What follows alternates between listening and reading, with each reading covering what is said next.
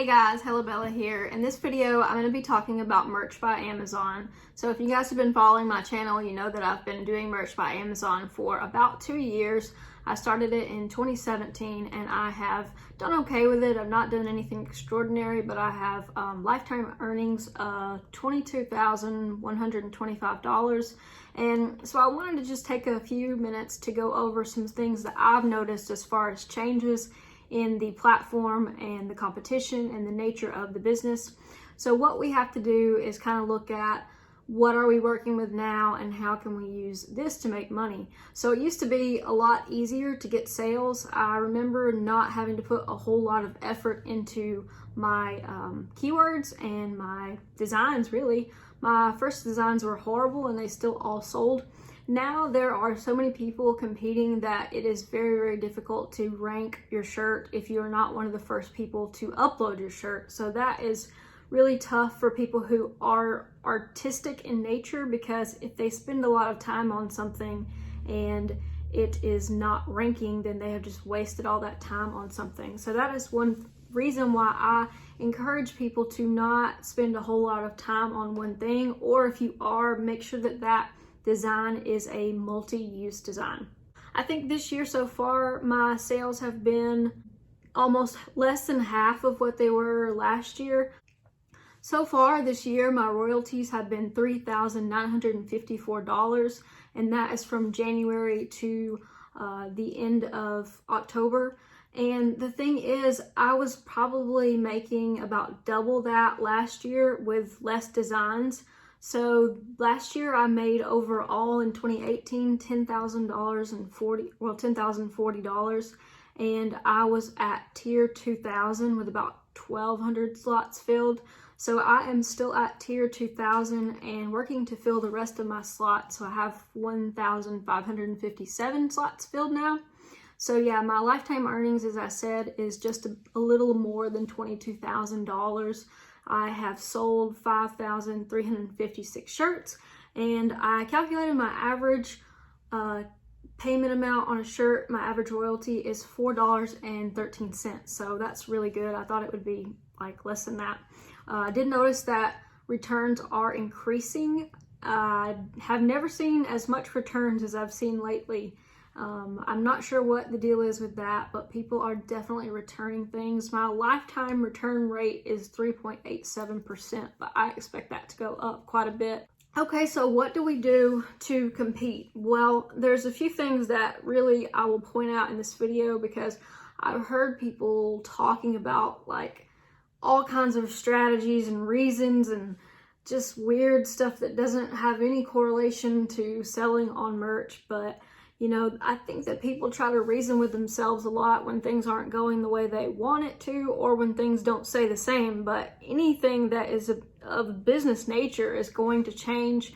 Any kind of platform that we are introduced to, of course, in the beginning is going to seem like a gold mine because there's not as many people using it. But I guarantee you the people who are having all of the success can see the same dwindling in their numbers probably as well. It's just on a different scale. So let's think about like what a shirt is. So it is a design, right? So it's a graphic, usually text and a phrase. So it could just be just text and no graphic, or it could be just graphic and no text. But typically the designs that do the best on Amazon are a combination of text and a design. So really, when you simplify it like that, there's really only a couple of things that you can do to stand out. So the first thing that I would suggest for you to do is to buy some commercial use graphics and fonts. When we buy these kind of things, it sort of weeds out people who are not necessarily savvy enough to purchase fonts, not savvy enough to recognize what a good font looks like versus a crappy font. There are people who really stand out on merch by Amazon just by utilizing a few things that cost money and standing out from the competition.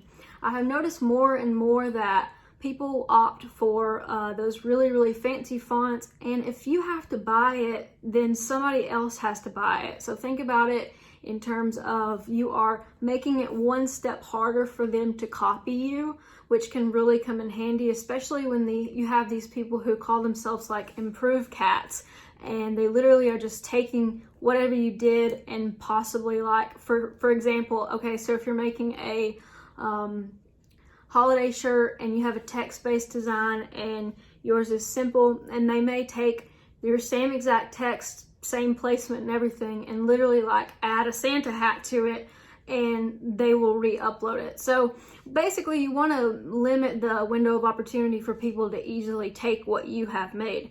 One thing that really helped me understand like how to build a bigger like portfolio of designs faster was paying for things. So if I sit there and try to find all the free things, the Pixabay, like, oh, it's a cesspool sometimes when you're looking for something. If I do that instead of just paying for, you know, PNG files that are high quality, that are unique, that are specific to my designs, it's going to waste a lot of time, but it's also something that everybody else is probably doing too. So just try not to do what everybody else is doing. Okay, so the next thing I'm going to suggest is that you go deep into the niches. I call it niches. Some people say niche, but I like niches because it rhymes with ditches, and we're going deep into the niches. So what this means is that you really like want to come up with 2 or 3, 4 things to all smush together to create your target market. So you want to add things that could possibly go together, things that could correlate, for like sushi and a unicorn cat. Like, I don't know how, but those could probably go together. You really don't want to do just one specific thing. And, you know, as far as competing with other people, if there are 500 unicorn cat shirts already, what good is it going to do you to upload another one? You are not going to rank. You're going to not make any sales, even if you have a really nice shirt, unless you run ads to it, which is a topic for a whole nother video. But it is really like a waste of your time. You should just move on. Unless you can find a way to like add some kind of phrase to it. Basically what I'm saying is don't waste a lot of time when something is already oversaturated. A lot of things are oversaturated, but you can pivot just a little bit and find something that is not quite so oversaturated. So I would just say target underserved hobbies, careers, causes. Things are always coming up, political events, things that are happening in the news, pop culture type things. Okay, here's another thing. If you want, you can create your own phrase. There is just this astounding number of people on Merch by Amazon who literally take phrases that were on Christmas shirts 5 years ago and make a design with that. It's not a bad design, but it's just in bad taste to upload something that's been done so many times. I noticed that I came up with a few Christmas phrases this year, and when I typed it in, nobody else had it. And I thought, well, I'm definitely going to upload that under a different brand so people don't find it. However, there are a lack of people with original ideas. So that sounds harsh, but we can't steal everything from each other. We have to come up with our own things eventually. Everything that is in the world or in the entire universe was created by someone from their imagination. So to think that you could build a business off of stealing people's ideas and phrases is just kind of silly. I think that one thing that really would help you stand out is to just create something brand spanking new. Nobody else has it. You are the first. You could be the worst one of like ever, but guess what? You're first. And there is power in being the first. I really think that is one of those things that the algorithm really enjoys almost. It's like when I post a shirt and I know it's the first of its kind, I know it has a chance. Like, I'm not saying that it's going to be a bestseller, but at least it has a fighting chance. Come up with things that don't have a lot of competition or don't have any competition.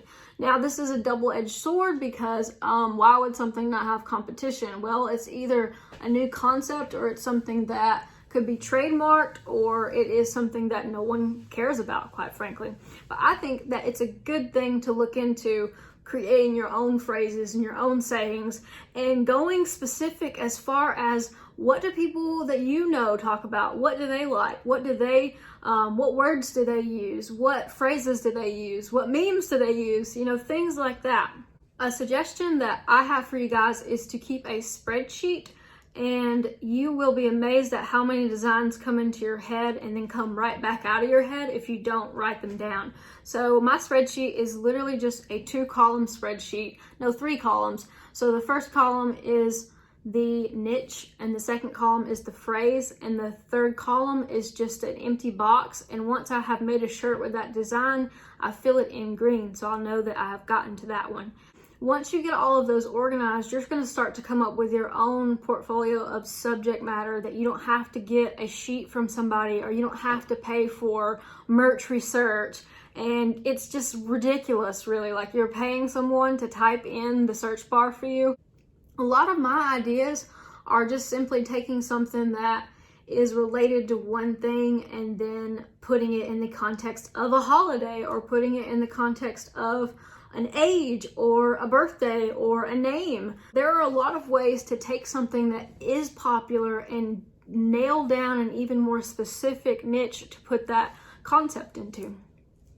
Okay, one thing that we should discuss is points of differentiation. So to me, there are really only 4: your price, your design quality, uniqueness, and how soon the product made it to market. So if you have one of these, you're doing good, but if you have 2, you're doing great. And if you have 3, you can pretty much guarantee it's going to sell. The thing about price is that there's only so much we can do. I mean, once you go below $14.99, I don't even know really what you're doing or why you're doing it. I personally don't see much change whether I price my shirts at $16.99 or $19.99. Lately, I've gone on the side of $19.99 and have not seen any issue with making sales. So as far as design quality, what I mean by this is that your designs are even. They are placed correctly on the shirt.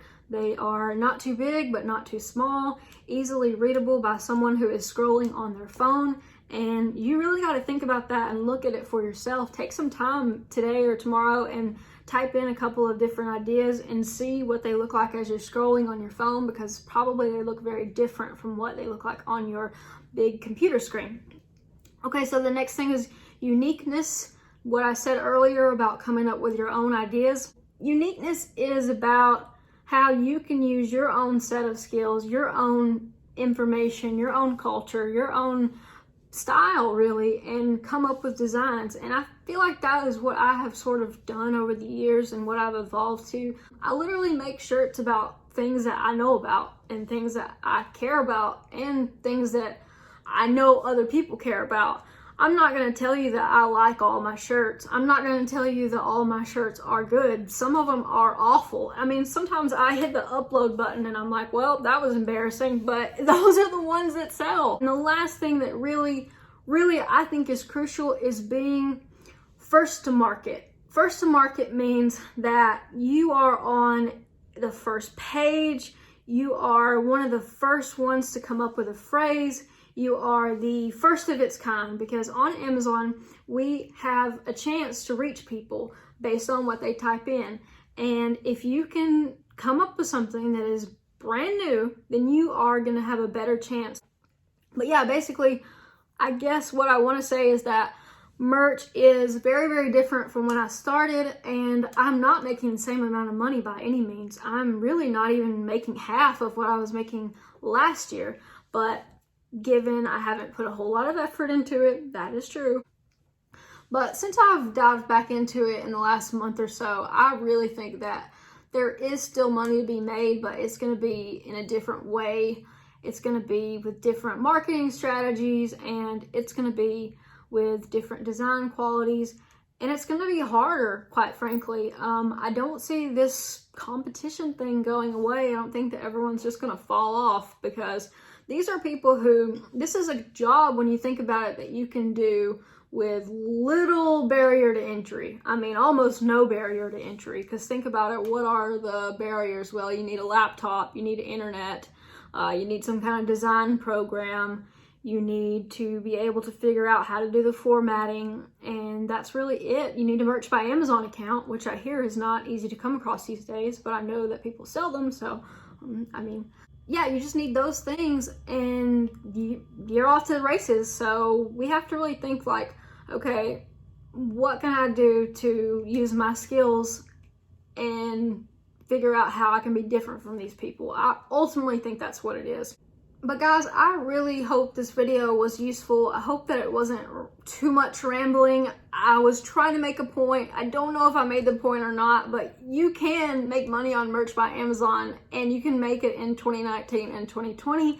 I am making money. I'm not making as much money as I was, but I'm still making money. So I think it is still a way to make a couple $100s a month, possibly a couple thousand if you are one of the lucky people who has the slots, has the creativity, has the drive and the, passion to make money while sitting in your computer chair with no pants on. Literally every morning I just get up, have coffee, make 20 or 30 designs, upload them all, and then I go about the rest of my day. So I think that is still a valuable tool for us to have to make money.